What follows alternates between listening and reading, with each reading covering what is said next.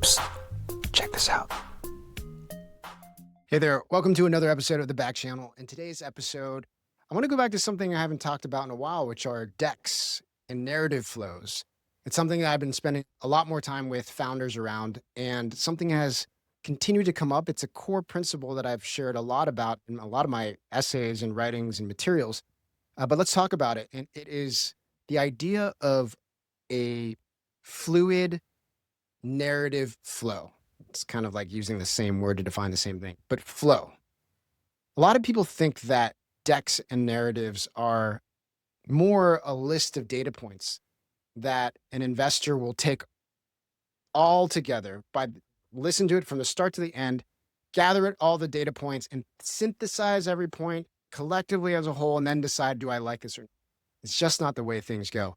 Whether it's the narrative flow that is in your pitch deck or your presentation, or the narrative flow that you draw from when you write an email that an investor is going to read, you cannot assume that you have your attention for the full container of whatever you've gotten them to sit down for, whether it's read an email or listen to a pitch or read a deck.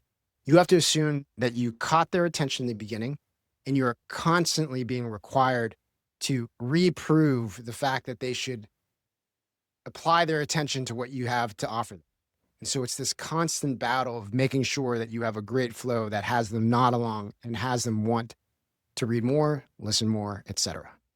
So when it comes to the beginning of decks, you really have to understand, what kind of company am I pitching here? Is it a company that people will broadly understand? Is it a company that is in a space that people are generally excited about? Or is it a space that's a little bit more esoteric? These are important because you have to understand that where you start depends largely on what type of deck and company that you have. The founders I see that do best in company building and fundraising have a secret weapon. Their secret weapon is a community of people, of experts, of peers in the startup industry that they can ask for help from at any time, guide them through processes like fundraising. I wanted to make that easier for everyone else to have access to by building the Adamant fundraising program and community.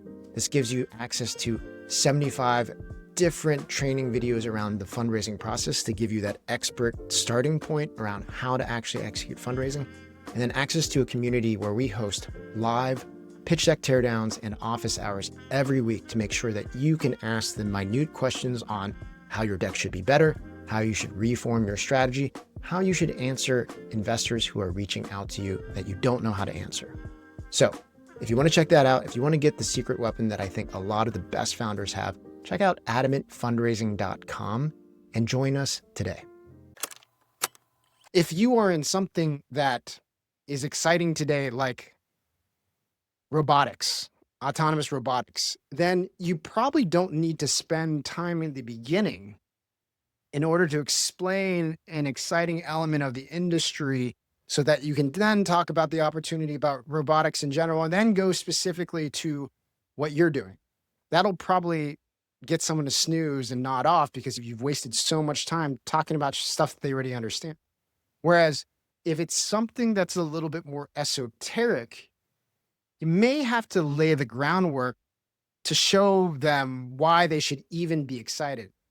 Did you know that this part of the education system is bigger than 10 times what you thought another part of the education system was? Did you know that this disease affects a massive portion of the population that you had never heard of? Did you know that this industry spends more on documentation than it does on all lawyers throughout a year of spending? These weird did you knows or gotchas early on to be like, I should pay attention. So you got to think about where your initial starting point for your deck or your narrative begins. This is the hook. This is what you start with and where you get people excited. And then you have to be able to continue that along to something that lands them at a point where they're like, okay, there is something interesting and unique about this. And from there, you need to end strong with something that wraps everything all together, where the real feeling at the end is not, yes, I will invest, but instead, my God, I want to learn more. I want to dig in more. I want to learn more about this founder. I want to learn more about this company. Okay. So broad strokes, remember you are constructing a flow that you need to continually earn the right to get them to keep looking, keep reading, keep listening. I call this the nod along effect, where they nod and they nod and they nod and they build momentum to the very end. So be very specific about how the beats land. Do not make the mistake of thinking that something important will be able to be jammed in at the end. And as long as they get to the end, it'll all come together. No, if they need that up front for the rest to make sense, then maybe that needs to be way earlier in the deck. Think about it as a storyline. Think about it as a flow. Everything connects together. And if you follow these instructions, I guarantee you will have a more compelling deck, a more compelling narrative, and a better time talking to investors.